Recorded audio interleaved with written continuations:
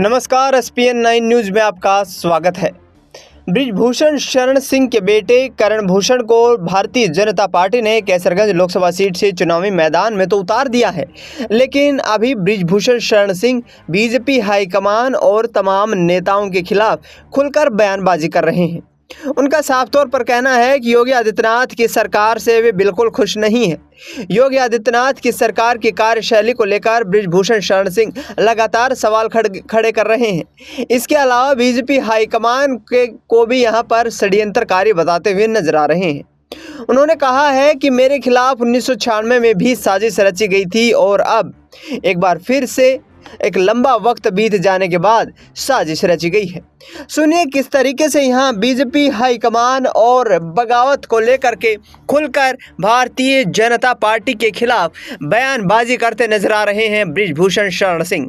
नहीं हुआ 1996 में नहीं हुआ था, और बहुत सोच समझ करके हुआ था, प्लानिंग करके हुआ था और कांग्रेस के ही द्वारा हुआ था।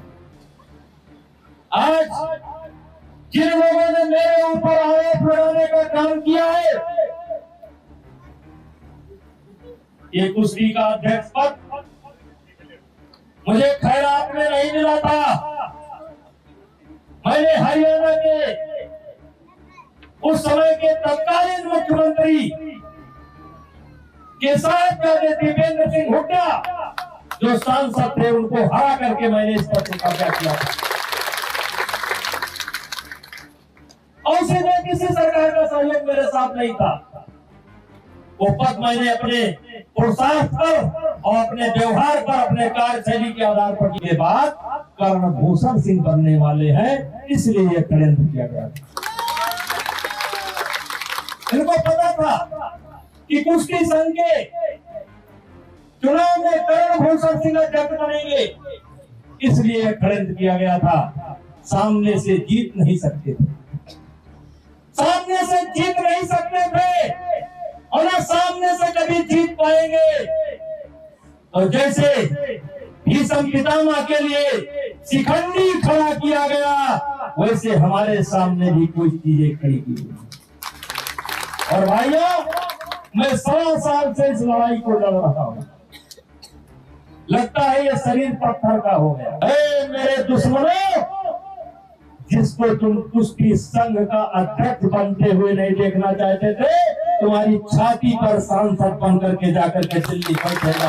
नरेंद्र मोदी को भारत का प्रधानमंत्री बनने में कोई संदेह नहीं है, वैसे कैसरगंज से करण भूषण का सांसद बनने का भी कोई संदेह नहीं है। तो सुना आपने बृजभूषण शरण सिंह को, जो ये कहते नजर आ रहे हैं कि मेरे खिलाफ लगातार साजिशें रची जाती रही हैं और पिछले 1.5 साल में एक और साजिश रची गई है। ऐसे में राउज एवेन्यू स्पेशल कोर्ट ने महिला खिलाड़ियों के मामले में बृजभूषण शरण सिंह को आरोपी बताया है। ऐसे में कहीं ना कहीं बृजभूषण शरण सिंह की बौखलाहट अब सामने आ रही है। तमाम विपक्षी पार्टियों के नेता अब बृजभूषण शरण सिंह को जेल की सलाखों के पीछे डालने की यहाँ पर अपील कर रहे हैं, तो दूसरी तरफ बृजभूषण शरण सिंह को पार्टी के द्वारा शरण देने का भी आरोप विपक्षी दलों की तरफ से लगाया जा रहा है। कांग्रेस पार्टी बृजभूषण शरण सिंह को लेकर के लगातार सवाल भारतीय जनता पार्टी हाईकमान पर खड़े कर रही है। कांग्रेस पार्टी की तरफ से ये आरोप लगाए जा रहे हैं कि बृजभूषण शरण सिंह को सरकारी संरक्षण प्राप्त है और जिसके चलते उन्होंने महिला खिलाड़ियों की जो है आत्मसम्मान के साथ खिलवाड़ किया है और अब बृजभूषण शरण सिंह को सरकार समर्थन दे रही है। अब देखना ये होगा कि आखिरकार बीजेपी हाईकमान और योगी आदित्यनाथ की कार्यशैली को लेकर खुलकर बोलने वाले बृजभूषण शरण सिंह के आगामी वक्त में कोई बड़ा कदम उठाएंगे, क्या बीजेपी हाईकमान को अब झटका दे करके किसी अन्य दल के साथ शामिल होंगे। फिलहाल इस खबर में इतना ही। देश दुनिया की तमाम बड़ी खबरों के लिए आप देखते रहिए SPN9 न्यूज़।